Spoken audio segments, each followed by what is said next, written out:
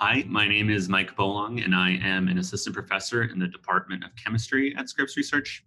And today I am delighted to take you through two of the preclinical drug development programs that my laboratory is working on in collaboration with Caliber.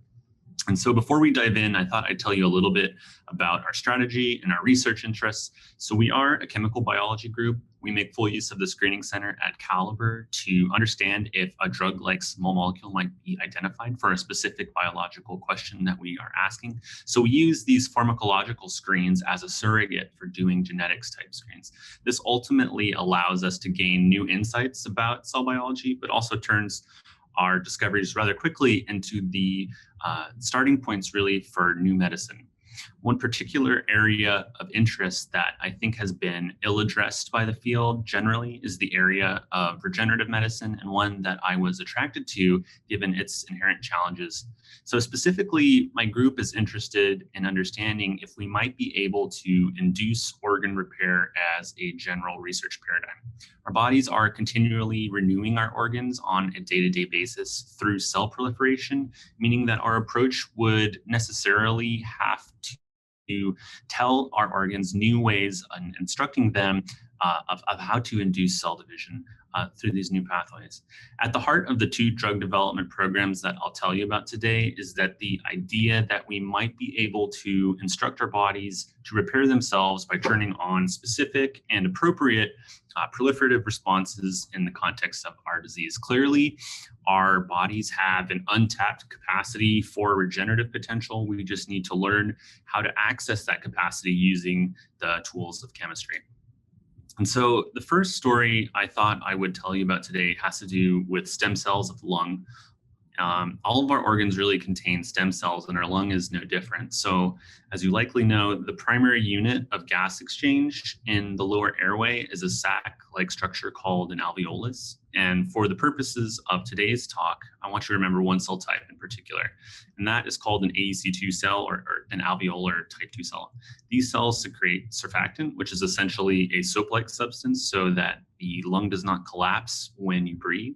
But they're also the stem cells of the lower airway. They slowly give rise to AEC1 cells, which are required and necessary for gas exchange, and they promote barrier function. So why are these cells important? Well, it turns out that in addition to normal lung physiology, the AEC2 stem cell population is critically important to a disease called idiopathic pulmonary fibrosis, or IPF.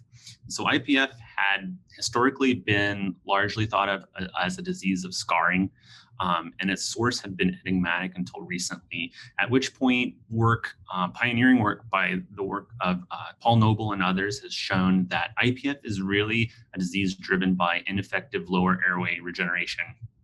At the heart of this disease is a stem cell population which is ineffective at lower airway repair. This results in two phenomena happening, one of which is the excess deposition of scar tissue, which is often irreversible and the most salient feature of the disease. But there's also ineffective barrier function, which means that other cells of the upper airway, namely epithelial cells from the respiratory tract, come in and proliferate inappropriately. This results in ineffective gas exchange and ultimately death. This ultimately led us to the idea that we might be able to find a drug that could restore this appropriate proliferative response of AEC2 cells and treat the disease at its root cause. In addition, this type of therapy might likely be additive or synergistic in terms of efficacy with the approved drugs, which only really target the extracellular matrix deposition that's observed in fibrosis. So that led us on a hunt to find a drug molecule that might do this. Now, it's often said that the best place to start for a new drug is an old one. So we asked the question, is there some existing drug mechanism that will make this stem cell population grow? So we surveyed the comprehensive drug repurposing library Reframe, which has nearly every single small molecule drug which has been tested in phase 1 clinical trials in human beings, ultimately looking for a drug that might make these cells grow or proliferate. We did a high content imaging screen with aged human AEC2s, taking many quantitative images per treatment to see whether or not these cells are growing in response to each drug treatment. We ultimately identified one series of very widely used drugs that very efficaciously activate this proliferative response in these cells, which was quite a surprise to us. We ultimately found out that this drug class modulates the innate ability of AEC2s that that ACE2s basically tell themselves how to grow. It modulates that distinct capacity. And what was really unexpected and incredibly fascinating to us, and this was fascinating from an academic perspective, it really wasn't until we observed what happened in the mouse that we began to perceive this as a potential therapeutic candidate. So what we can do with in our animal models is challenge animals with an acute inflammatory damaging stimulus called LPS, which induces dramatic lung injury. I don't think you need to be a histological expert to see that treatment with these drugs really induces robust protection effects, as you can see between the controls here. Importantly, we can actually show by histology that protection in this model is driven by induced proliferation, meaning the drug is telling the appropriate cells to grow and to repair damage, ultimately on a 5-day timescale, which is quite impressive.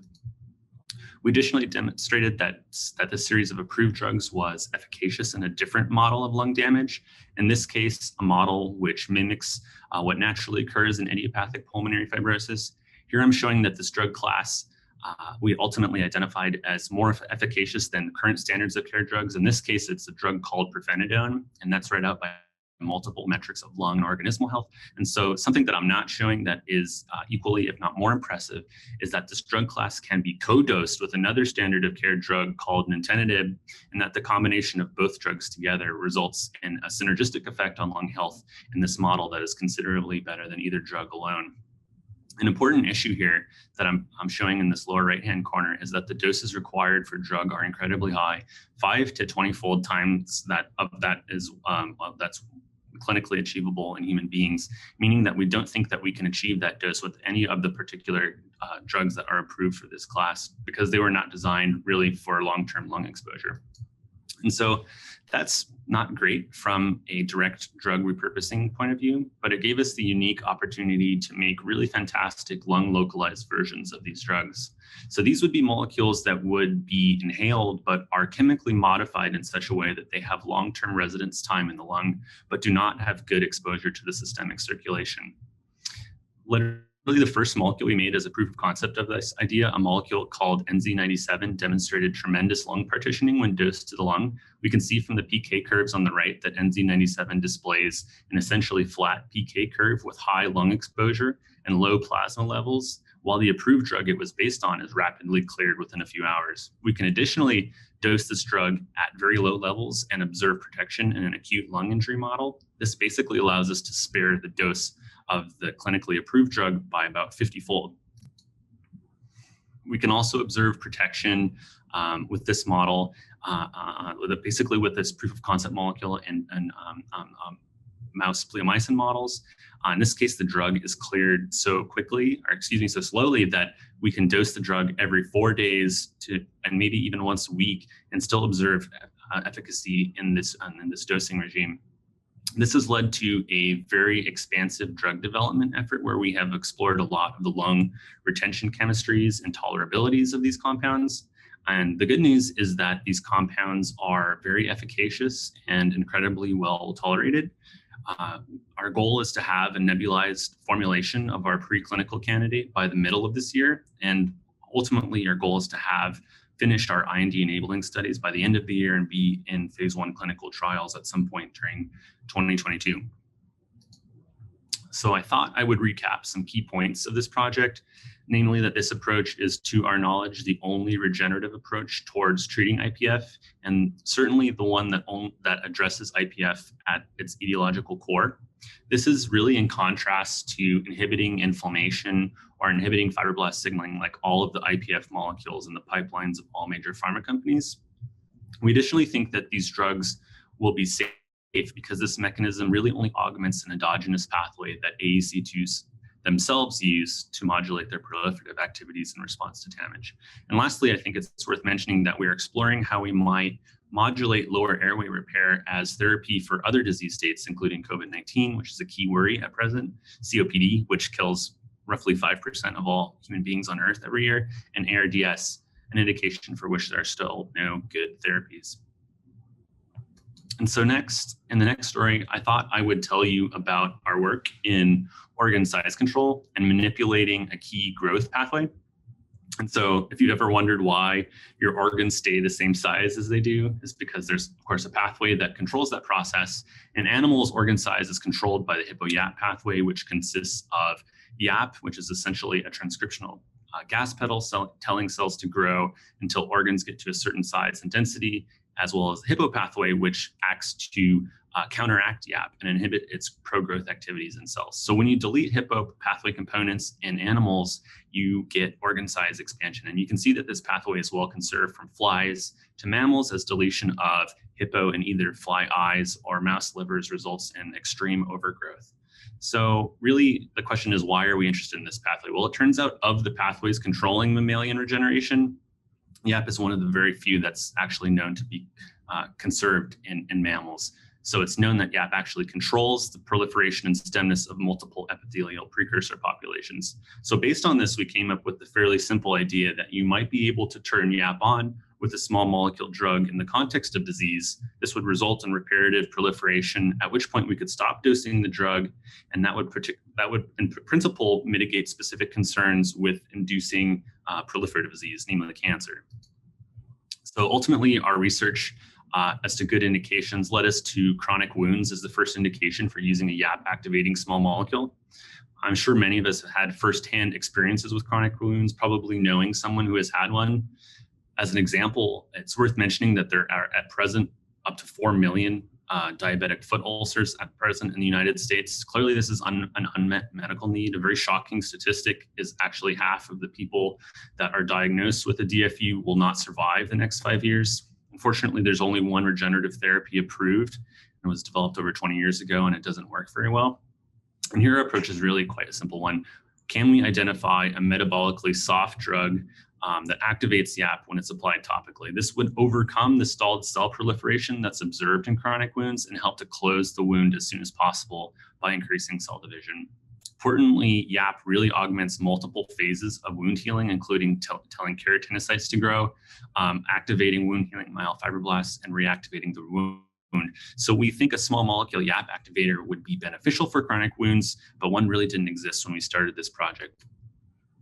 So we were able to ultimately identify a chemical scaffold with the requisite properties for the indication I described. So from a screen of about 800,000 molecules, we identified one very efficacious chemical series, which is idealized by our lead scaffold called PY60. This molecule activates YAP very efficaciously in essentially any cell condition. It promotes a very specific transcriptional signature telling cells to grow and to proliferate and to survive. And importantly, this molecule does not inhibit the upstream kinases, MSD1 or 2 or LATS1 and 2, which have many other roles in cells. So unfortunately, I don't have time to go into the molecular details of how this molecule works, but it turns out this molecule does target a protein which we determined to be a new member of the hippo pathway, which is a part of the density sensing machinery of the cell. So this drug basically tricks the cell into thinking it's an environment that's sparser than it is, which allows cells to keep growing and ultimately to repair the organ. This molecule should tell cells to grow, and it certainly does. We can take preparations of mouse epidermal keratinocytes and expand them essentially ad infinitum. Normally these cells would not survive, they would die because they're not receiving the mitogenic cues. But in the context of drug treatment, we can see that the stem cell populations of these cells expand, and the cells are able to survive over long periods of time. This proliferative effect is ultimately seen in whole organisms and is not just confined to the tissue culture dish. We can apply this drug topically to the dorsal skin of the adult mouse, and what we observe is pretty astonishing. Basically, within 1 week of treatment, we can see a doubling of the thickness of the epidermal layer, which is consistent with what we need in the context of wound healing. Our genetics work told us that YAP is essential for this process, and we knew that this process was dependent on proliferation because we can actually see the cells dividing in response to drug treatment. The major takeaway of these slides is to show you that this drug candidate can completely remodel the epidermis of the adult animal in response to topical treatment of drug, which would lead us to think that we can accelerate wound healing in adult organisms. So all of the work I've shown you before had been done in mice, but what about higher species? So mouse skin is actually quite a bit different than human skin, both in terms of its composition and its morphology. A much better molecule is actually the pig or the mini pig. And so here we were actually able to identify a gel-based formulation of the drug, which robustly expands the epidermal keratinocyte layer of mini pigs, roughly doubling that thickness, but it also influences the dermal layer where it's able to induce dermal hyperplasia. We ultimately think that this drug will be efficacious in wound healing because it addresses multiple phases of wound healing, basically promoting epidermal hyperplasia as well as dermal hyperplasia, which are essential for effective wound healing. And lastly, the next question, of course, is to understand if this agent might be efficacious in human patients and in the context of human wounds. Unfortunately, I can't test this agent on myself just yet, but we can test this agent on human skin by using human skin equivalents, which are reconstituted human skin grown in a tissue culture dish. Luckily, our molecule is incredibly efficacious at promoting wound closure in this setting. It promotes cell growth and wound closure essentially as fast or faster than any of the positive controls we've evaluated. And the effect here is quite striking. You can see the red dots in this histological slide are those that are induced to proliferate, and our small molecule does that quite efficaciously. So we found these studies to be incredibly compelling, and based on them, we are at the time of recording this video actually performing a number of wound healing studies in the mini pig as a next step towards declaring this molecule as an IND candidate, hopefully which we will complete by the end of this year. And so just to recap, I've shown you our regenerative approach towards treating diabetic foot ulcers, one that we hope can be added on to existing standards of care, which are implanted matrix devices along with wound debridement and offloading. We think this approach is innovative because it's the first essentially full activity YAP activator that's been used either clinically or preclinically.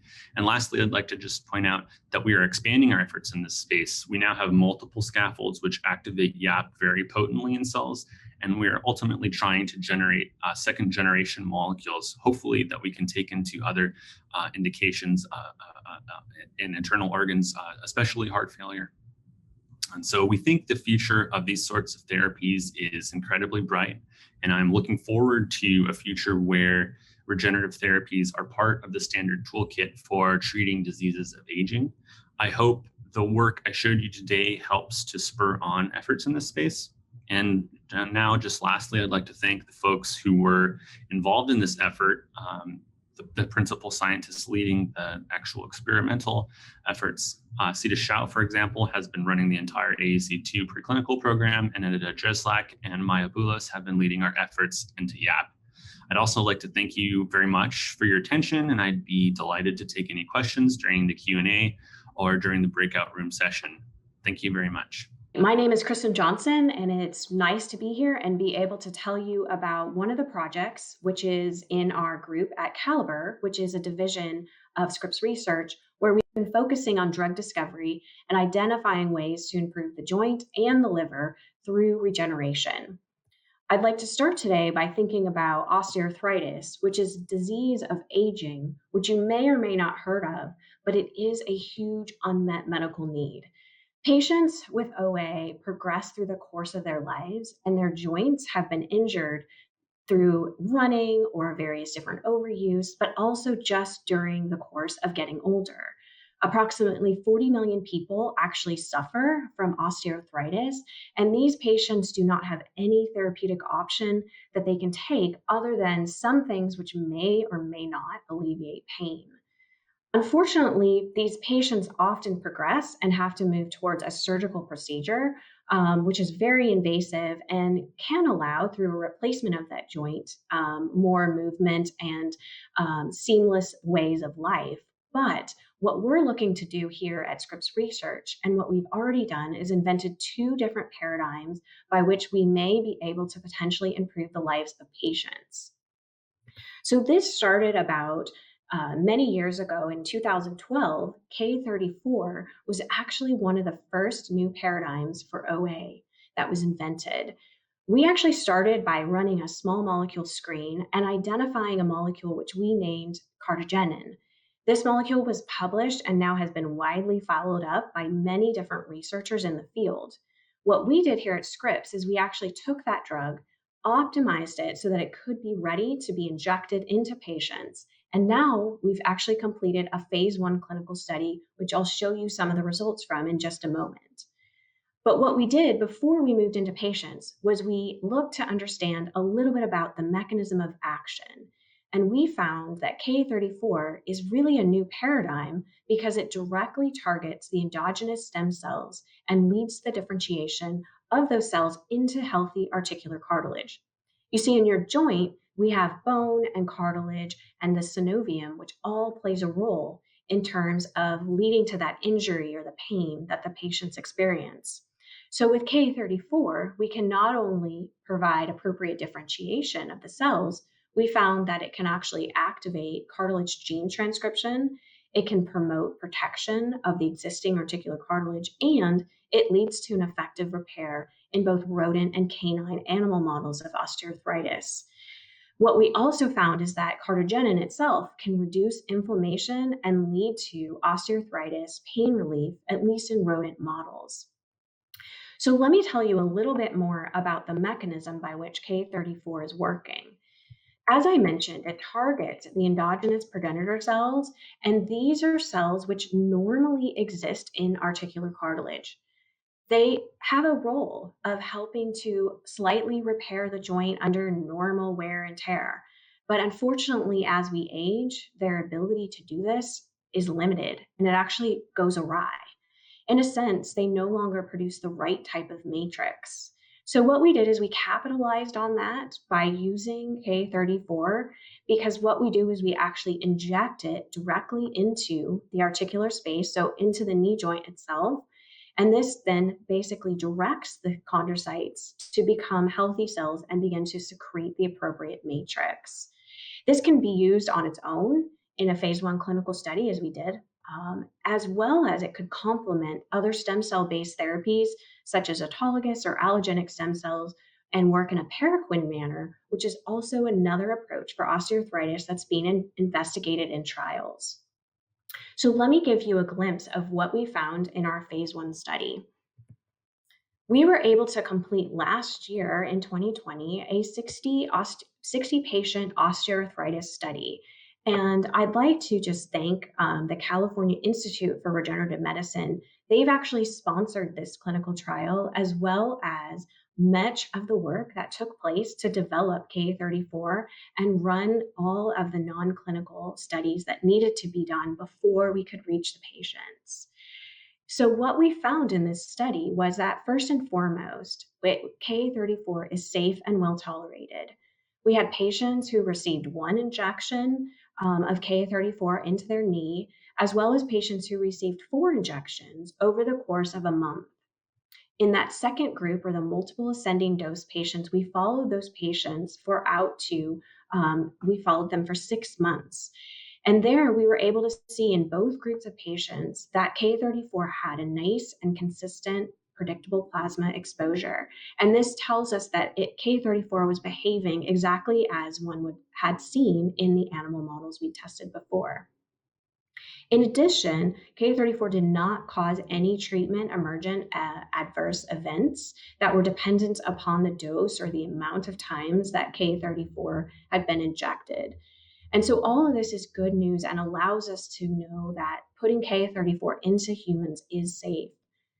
We also began to look at what happens to patients who are treated with K34. So with this drug, we looked to see how patients felt in terms of the pain, the function, and their stiffness. This was measured using a scoring system called WOMAC, which is an index of questions that osteoarthritis patients fill out either in clinical trials or quite frequently, sometimes when they go to their physicians for treatment.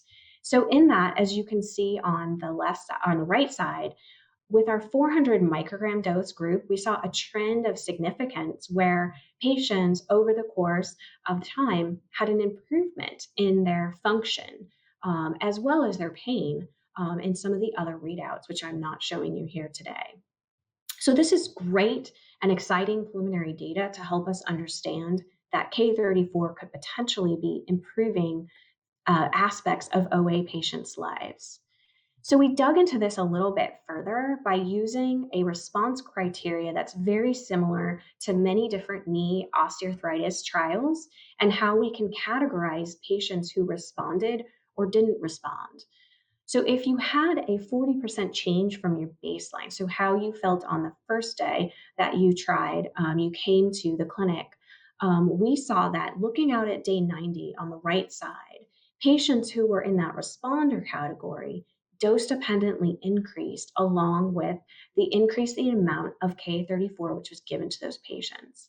Again, this is a very early study and gives us a glimpse of some of the effects and responses that patients are seeing.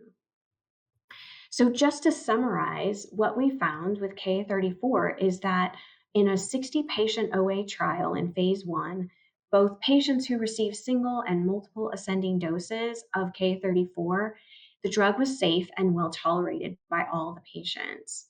So, we are now ready to begin a phase 2 clinical study, and that's where we'll really begin to investigate the structure and the function more deeply in terms of OA.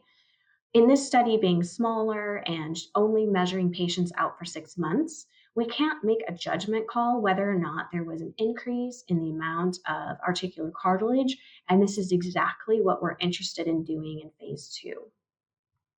But that hasn't stopped us here.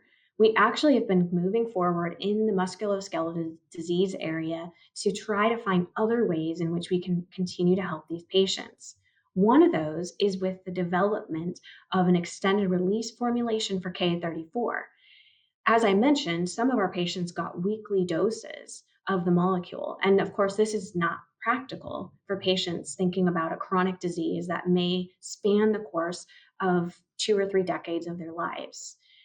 And secondly, we've also started targeting a cathepsin K inhibitor because this will repair not only the cartilage, which is what K34 can do, but also targets improvement in the subchondral bone. So let me tell you about both of those options briefly on the next 2 slides. First, as I mentioned, K34, because of its short half-life, really needs to be injected more frequently. But patients and rheumatologists, those physicians who would be giving these IA injections, prefer if they only need to come in about 4 to 5 times a year for a therapeutic treatment. So what we've done at Scripps is we've actually already invented 3 different formulations where using PLGA and co-formulating it with our drug K34, we're able to increase the half-life and see the exposure out to at least 75 and even out to 90 days.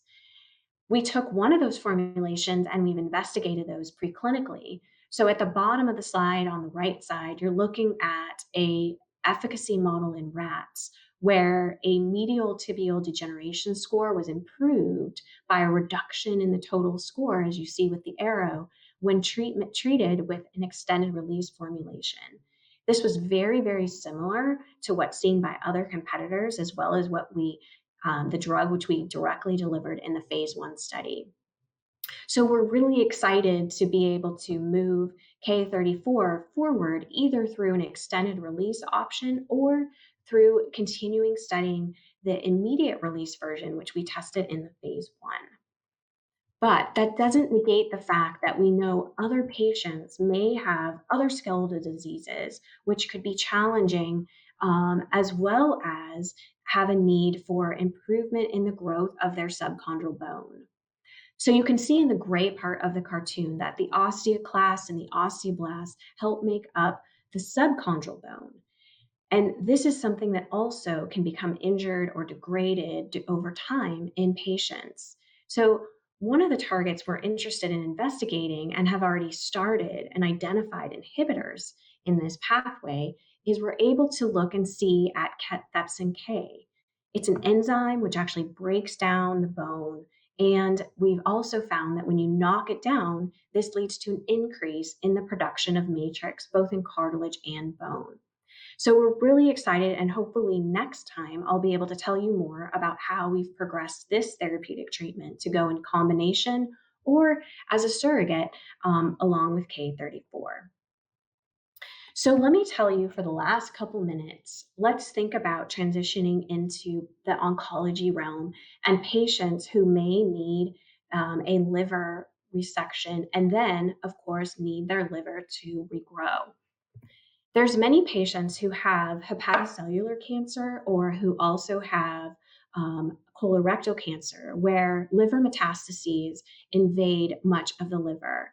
And unfortunately for those patients, which is a high risk situation, therapeutic treatment with normal chemotherapy alone is not enough to necessarily improve the quality or the lifespan of these patients. So physicians use different types of liver resection procedures. Some of these actually involve a two-stage procedure where, because of the time that it takes to need to regrow the liver, that we're able to, they have to go off of chemotherapy.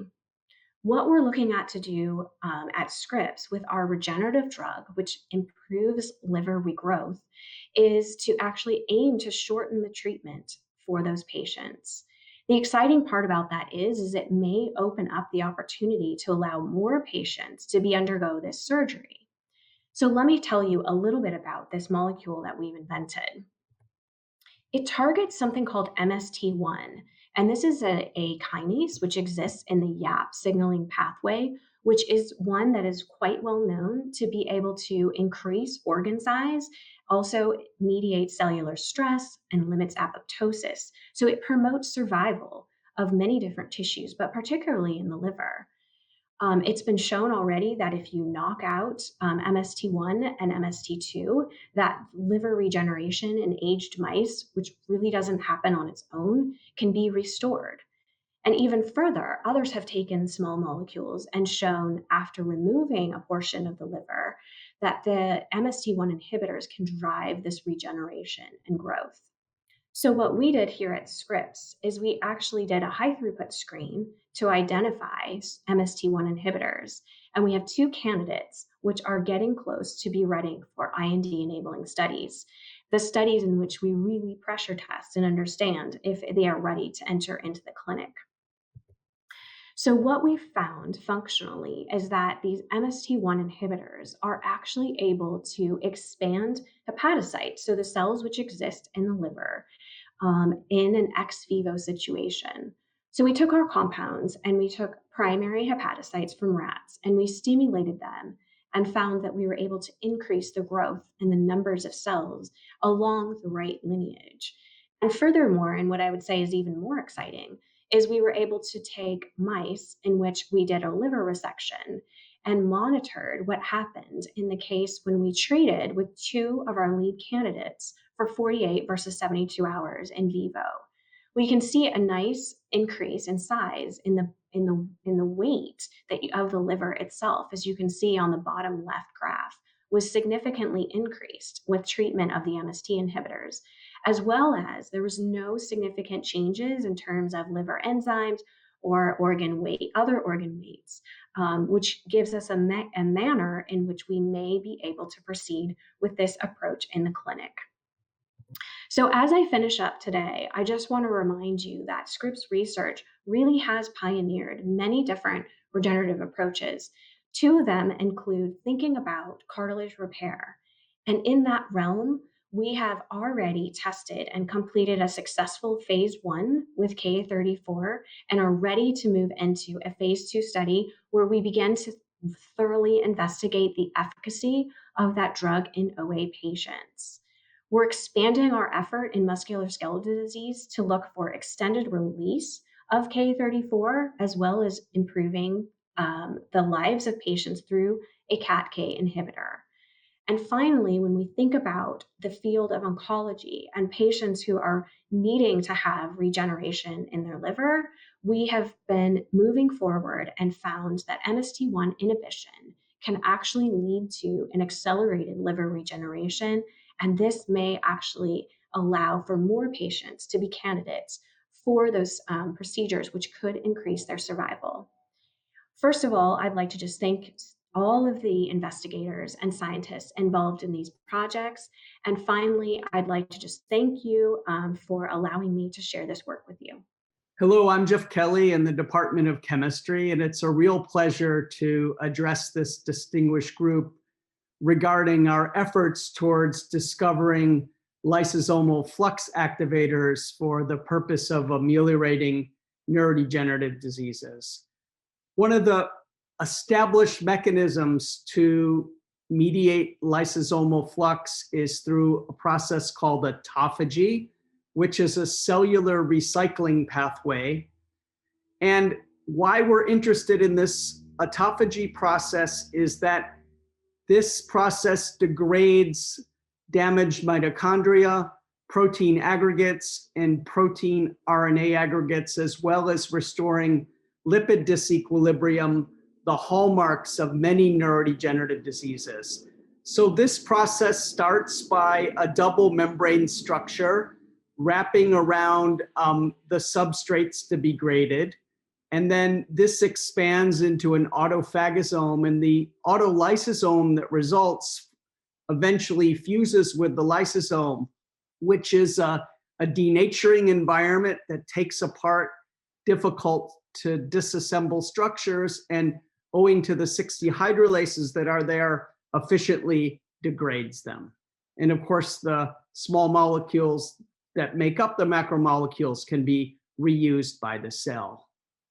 It turns out that mutations compromising autophagy efficiency across the entire autophagy pathway cause neurodegenerative diseases in humans upon aging.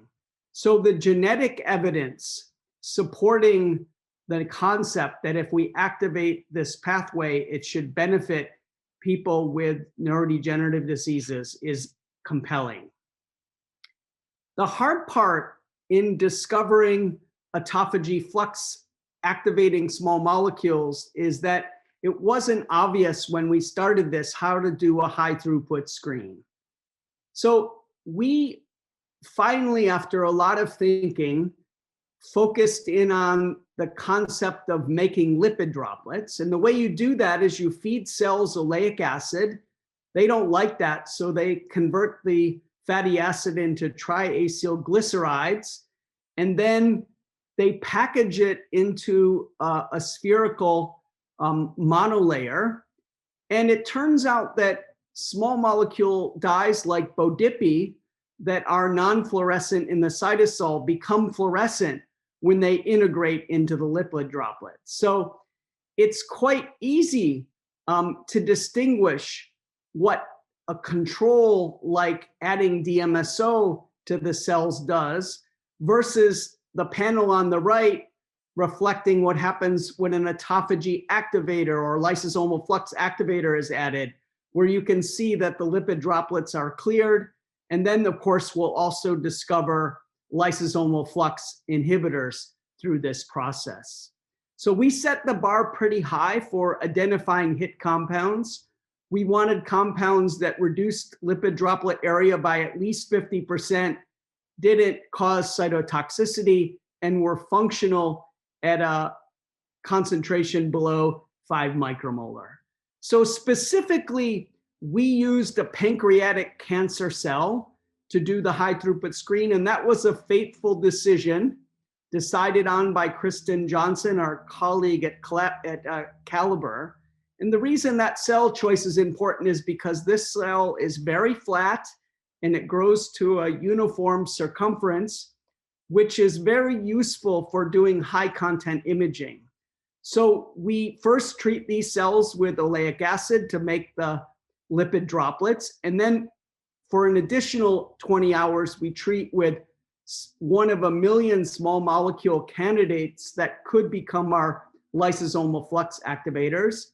Then we fix the cells. At the same time, we add the lipid droplet imaging agent and a nuclear dye so that our imaging can always be referenced to a given location in the cell. So as I mentioned, we screened 1 million small molecules. We got less than 800 hits. And after we go through the typical screening and counter screening, looking for compounds that worked in multiple cells and compounds that show a dose response, we came down to about 70 small molecules. And notably, we rediscovered effectively all the small molecules that were known that activated autophagy, albeit by an mTOR-dependent mechanism, and I'll go into later why that's not desirable. and a couple of molecules that I'll talk about in particular today, A5 and A18.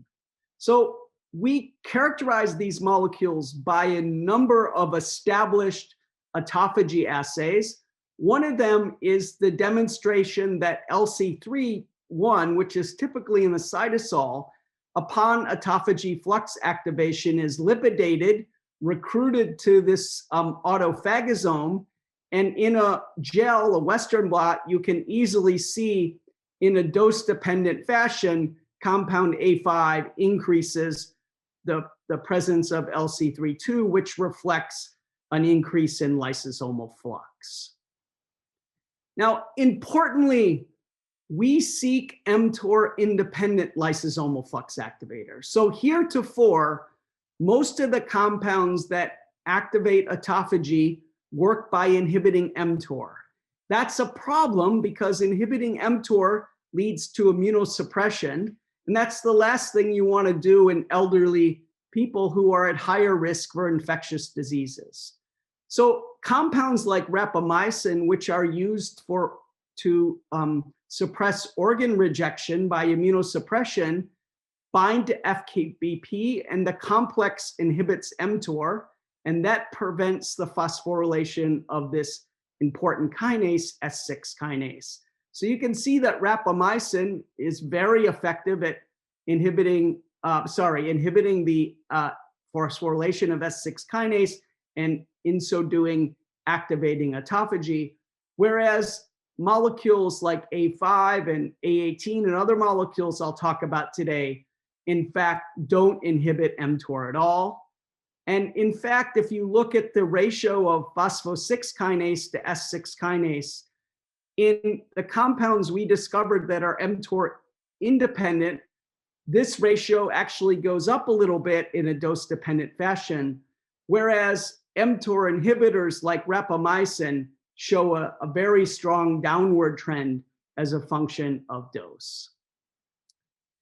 Another really powerful assay that's conducted in primary neurons is to take this molecule LC3 again, which is a good reporter of autophagic flux, and attach it to a green fluorescent protein form called Dendra2 that can be photoactivated. And so you can specifically watch this molecule disappear in the cell and its halftime in the cell. And you can see that with all of our mTOR independent autophagic flux activators, this molecule spends about half the time in the cell relative to a DMSO control. So it about doubles the rate of autophagic flux.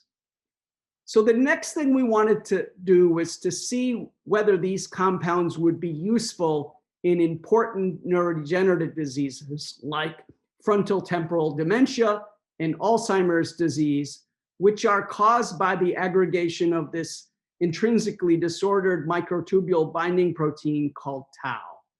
So in particular, we used a mutation, 301L in tau, that causes frontotemporal dementia and enhances the risk for Alzheimer's disease. And a group at Harvard has been studying these cells for some time, taking the induced pluripotent stem cells and differentiating them into relevant neurons over a 6-week period, which we then treat these cells with compound or vehicle for 24 hours. So notably, they have several different antibodies that detect the clearance of total tau, the clearance of tau phosphorylated at 396, which is one of the earliest events in Alzheimer's disease, and the form of phosphorylated tau that forms the paired helical filaments, that is the abnormal aggregate structures in neurodegenerative diseases. And if you look at a compound like A18, you see that these phosphorylated forms of tau are quite dramatically reduced. And that's shown nicely in this panel here, whereas total tau doesn't change very much, the form that binds to microtubules. And that's important because you don't want to diminish the normal function. A5 also diminishes both the pathological and non-pathological forms of tau. And this all compares quite nicely to compounds that work through an mTOR-dependent fashion, also reducing tau levels, but as you can see, not nearly as much as the mTOR-independent compounds do. So this is really important that these compounds function in this two-dimensional neuronal culture that's thought to be predictive of what will happen in human neurodegenerative diseases. So it turns out that in almost all neurodegenerative diseases, the axons comprising neurons exhibit these so-called axonal swellings. And as you can see, these axonal swellings really slow down the rate of vesicles going both towards the synapse and towards the cell body. You can see that in the control, these are zipping back and forth, but in the familial prion disease here, they're going very slowly. And in our collaboration with the Oncolada lab, they previously showed that these prion proteins, namely the familial forms, aggregate in endosomes, and these then fuse and make these great big aggregates that cause traffic jams in the axons. Now, these are ultimately supposed to be degraded by autophagy, so we thought that maybe our small molecules could be useful. So this is what these axons look like when you transfect them with a pathogenic form of the prion protein. You see lots of these inclusions. And if you treat with rapamycin, you go from the DMSO control that shows a lot to an axon that just has the normal vesicles that zip back and forth. And ditto with our compound A5, you see a dramatic decrease in these aggregate levels. Whereas a compound where you have just a methyl group on that renders it inactive is in fact inactive. And so it doesn't do much to clear these aggregates. And you can see a really nice dose response curve. So at 0.5 nanomolar and 5 nanomolar, that's too low for the compound to be active. But once you get to 50 nanomolar, you see a nice dose response curve relative to the vehicle control. So quite dramatic clearance of these endogrosomes. And what's really important is that these endogrosomes correlate beautifully with neuronal dysfunction and death. So restoring them to normal function is very important. So in closing, we remain bullish that lysosomal flux activators will be generally useful for ameliorating neurodegenerative diseases and other degenerative diseases of the periphery, like, for example, inclusion body myositis that causes muscle weakness in the elderly. Now, our job is still large. We need to identify the targets and the pathway of actions by these small molecules that are prioritized by their utilization in important human neurodegenerative disease models. It remains to thank all of those people that did the work